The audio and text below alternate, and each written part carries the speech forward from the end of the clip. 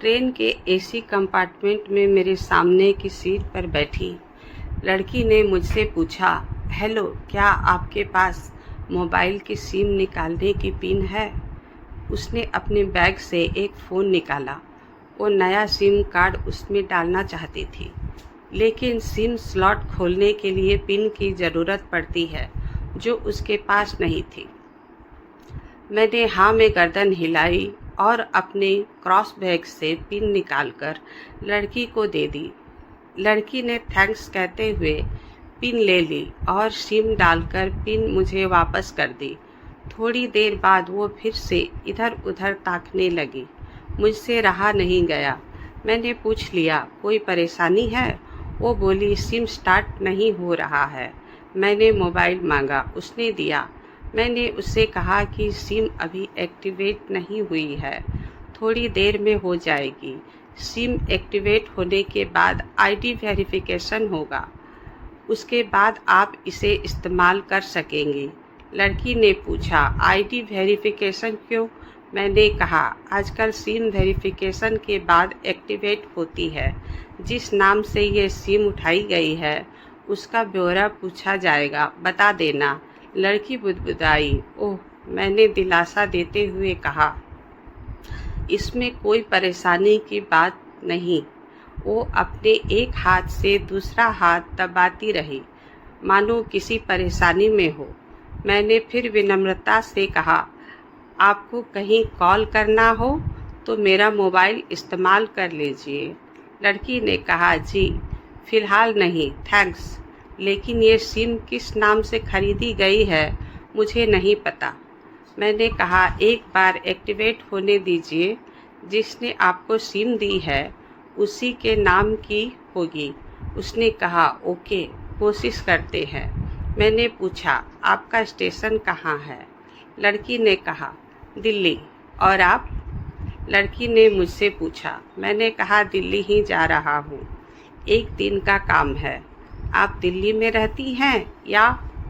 लड़की बोली, नहीं नहीं, दिल्ली में कोई काम नहीं, ना ही मेरा घर है वहाँ तो। मैंने उत्सुकता बस पूछा तो वो बोली, दरअसल ये दूसरी ट्रेन है जिसमें आज मैं हूँ और दिल्ली से तीसरी गाड़ी पकड़नी है, फिर हमेशा के लिए आज़ाद। आज़ाद? लेकिन किस तरह की कैद से? मुझे फिर जिज्ञासा हुई। किस कैद में थी ये कमसिन अल्हड़ सी लड़की? लड़की बोली, उसी कैद में थी जिसमें हर लड़की होती है, जहाँ घरवाले कहे शादी कर लो, जब जैसा कहे वैसा करो। मैं घर से भाग चुकी हूँ। मुझे ताज्जुब हुआ, मगर अपने ताज्जुब को छुपाते हुए मैंने हंसते हुए पूछा, अकेली भाग रही हैं आप? आपके साथ कोई नज़र नहीं आ रहा है? वो बोली, अकेली नहीं, साथ में है कोई। कौन? मेरे प्रश्न खत्म नहीं हो रहे थे। दिल्ली से एक और ट्रेन पकड़ूंगी, फिर अगले स्टेशन पर वो जनाब मिलेंगे और उसके बाद हम किसी को नहीं मिलेंगे। ओह, तो ये प्यार का मामला है? उसने कहा, जी। मैंने उसे बताया कि मैंने भी लव मैरिज की है। ये बात सुनकर वो खुश हुई, बोली, वाह, कैसे, कब? लव मैरिज की बात सुनकर वो मुझसे बात करने में रुचि लेने लगी। मैंने कहा, कब, कैसे, कहाँ, वो बाद में बताऊंगा।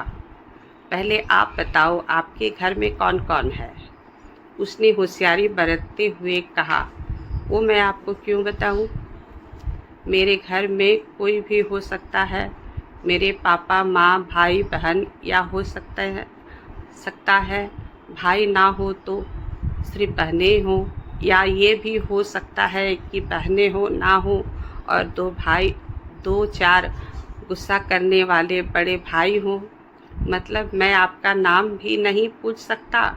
मैंने काउंटर मारा। वो बोली, कुछ भी नाम हो सकता है मेरा, टीना, मीना, रीना, कुछ भी।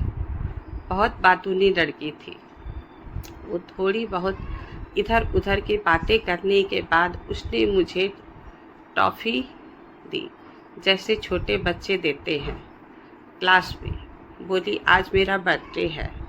मैंने उसकी हथेली से टॉफ़ी उठाते हुए बधाई दी और पूछा, कितने साल की हुई हो? वो बोली, 18। मतलब भागकर शादी करने की कानूनी उम्र हो गई आपकी? वो हंसी।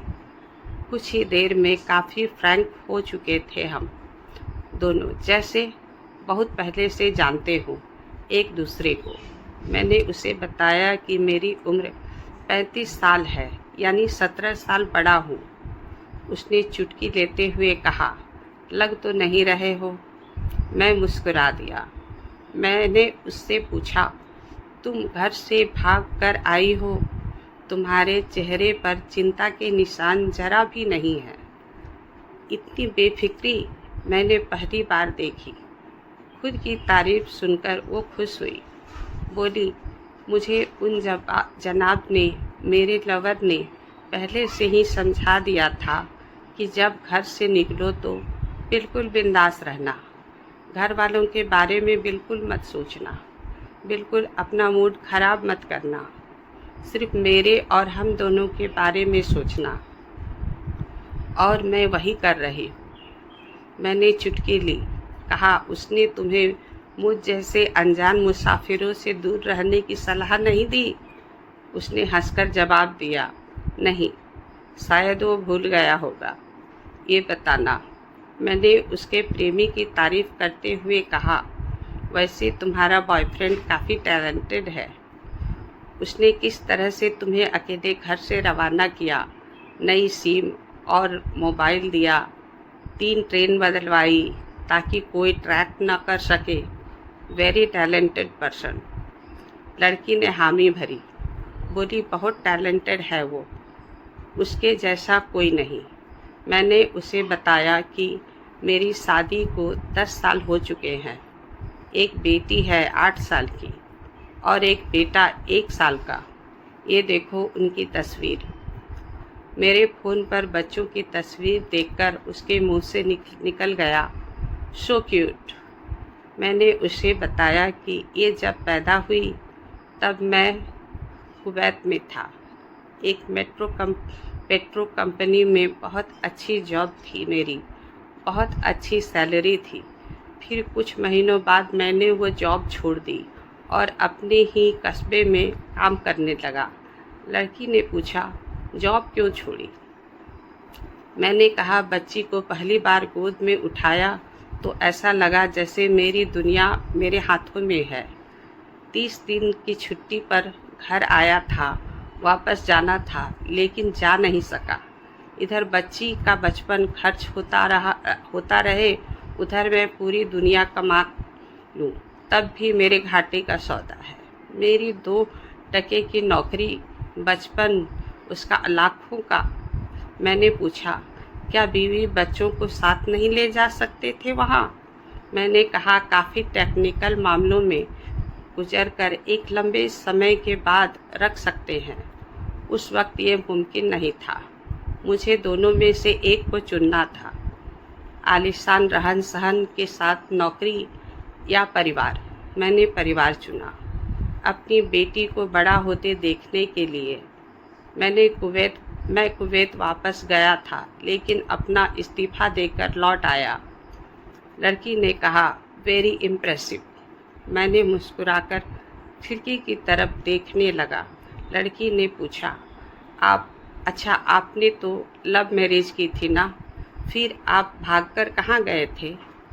कैसे रहे और कैसे गुजारा वो वक्त? उसके हर सवाल और हर बात में मुझे महसूस हो रहा था कि ये लड़की बचपना के शिखर पर है, बिल्कुल नासमझ और मासूम छोटी बहन सी। मैंने उसे बताया कि हमने भागकर शादी नहीं की और ये भी है कि उसके पापा ने मुझे पहली नज़र में सख्ती से रिजेक्ट कर दिया। उन्होंने अपनी रिजेक्ट क्यों किया? लड़की ने पूछा। मैंने कहा, रिजेक्ट करने का कुछ भी कारण हो सकता है। मेरी जाति, मेरा काम, मेरा घर, परिवार। बिल्कुल सही। लड़की ने सहमति दर्ज कराई और आगे पूछा, फिर आपने क्या किया? मैंने कहा मैंने कुछ नहीं किया।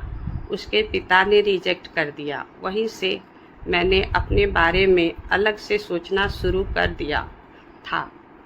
खुशबू ने मुझसे कहा कि भाग चलते हैं।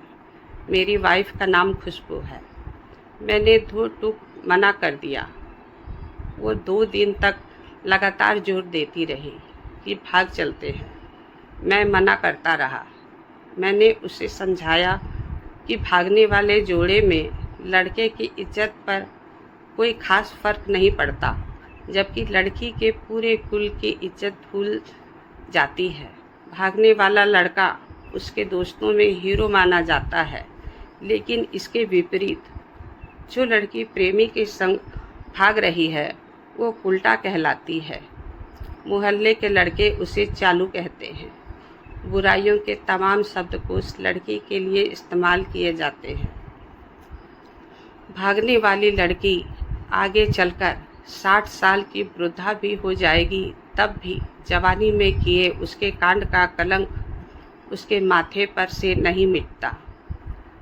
मैं मानता हूँ कि लड़का लड़की को तौलने का ये दोहरा मापदंड गलत है, लेकिन हमारे समाज में है तो ये नज़रिया गलत है, मगर सामाजिक नज़रिया यही है। वो अपने नीचे का होठ दांतों तले पीसने लगी। उसने पानी की बोतल का ढक्कन खोलकर एक घूंट पिया। मैंने कहा, अगर मैं उस दिन उसे भगाकर ले जाता तो उसकी माँ तो शायद कई दिनों तक पानी भी नहीं पीती। इसलिए मेरी हिम्मत ना हुई कि ऐसा काम करूं। मैं जिससे प्रेम करूं उसके माँ बाप मेरे माँ बाप के समान ही हैं, चाहे शादी हो तो ना हो। कुछ पल के लिए वो सोच में पड़ गई, लेकिन मेरे बारे में और अधिक जानना चाहती थी। उसने पूछा, फिर आपकी शादी कैसे हुई? मैंने बताया कि खुशबू की सगाई कहीं और कर दी गई थी। धीरे धीरे सब कुछ नॉर्मल होने लगा। खुशबू और उसके मंगेतर के बीच भी बातें होने लगी थी फ़ोन पर, लेकिन जैसे जैसे शादी नज़दीक आने लगी उन लोगों की डिमांड बढ़ने लगी। डिमांड मतलब? लड़की ने पूछा। डिमांड का एक ही मतलब होता है, दहेज।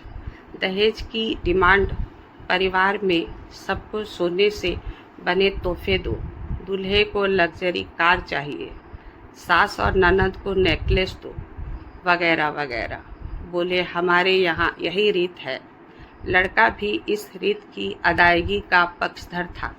वो सगाई मैंने तुड़वा डाली, इसलिए नहीं कि सिर्फ मेरी शादी उससे हो जाए, बल्कि ऐसे लालची लोगों में खुशबू कभी खुश नहीं रह सकती थी। ना उस परिवार। फिर किसी तरह घर वालों को समझा बुझाकर मैं फंड पर आ गया और हमारी शादी हो गई। ये सब किस्मत की बात है। लड़की बोली, चलो अच्छा हुआ आप मिल गए, वरना वो गलत लोगों में फंस जाती। मैंने कहा, जरूरी नहीं कि माता पिता का फैसला हमेशा सही हो, और ये भी ज़रूरी नहीं कि प्रेमी जोड़े की पसंद सही हो। दोनों में से कोई भी गलत या सही हो सकता है। काम की बात यहाँ ये है कि कौन ज़्यादा वफादार है। लड़की ने फिर से पानी का घूंट पिया और मैंने भी। लड़की ने तर्क दिया कि हमारा फैसला गलत हो जाए तो कोई बात नहीं, उन्हें ग्लानि नहीं होनी चाहिए। मैंने कहा, फैसला ऐसा हो जो दोनों का हो, बच्चों और माता पिता दोनों की सहमति हो, वो सबसे सही है। बुरा मत मानना। मैं कहना चाहूँगा कि तुम्हारा फैसला तुम दोनों का है, जिसमें तुम्हारे पेरेंट्स शामिल नहीं हैं, ना ही तुम्हें इसका असली मतलब पता है। अभी उसने पूछा, क्या है इश्क का सही अर्थ? मैंने कहा, तुम इश्क में हो, तुम अपना सब कुछ छोड़कर चली आई, ये सच्चा इश्क है। तुमने दिमाग पर जोर नहीं दिया, ये इश्क है। फ़ायदा नुकसान नहीं सोचा, ये इश्क है। तुम्हारा दिमाग दुनियादारी के फितूर से बिल्कुल खाली था। उस खाली जगह में इश्क का फितूर भर दिया गया। जिन जनाब ने ये इश्क भरा, क्या वो इश्क में नहीं है? यानी तुम जिसके साथ जा रही हो वो इश्क में नहीं बल्कि होशियारी हीरोगिरी में है। जो इश्क में होता है वो इतनी प्लानिंग नहीं कर पाता, 3 ट्रेनें नहीं बदलवाता, उसका दिमाग इतना काम ही नहीं कर पाता। कोई कहे मैं आशिक हूँ और वो सातिर भी हो, ये नामुमकिन है। मजनू इश्क में पागल हो गया था। लोग उसे पत्थर मारते थे। उसे इश्क में उसकी पहचान तक मिट गई। उसे दुनिया मजनू के नाम से जानती है, जबकि उसका असली नाम गैस था, जो नहीं इस्तेमाल किया जाता। वो सातिर होता तो कैसे से मजनू ना बनता। फरहाद ने सीरी के लिए पहाड़ों को खोदकर नहर निकाल डाली थी और उसी नहर में उसका लहू बहा दिया। वो इश्क था। इश्क में कोई फकीर हो गया, कोई जोगी हो गया। किसी माझी ने पहाड़ तोड़कर रास्ता निकाल लिया। किसी ने अतिरिक्त दिमाग नहीं लगाया, चालाकी नहीं की। लालच, हवस और हासिल करने का नाम इश्क नहीं है। इश्क समर्पण करने को कहते हैं, जिसमें इंसान सबसे पहले खुद का समर्पण करता है, जैसे तुमने किया।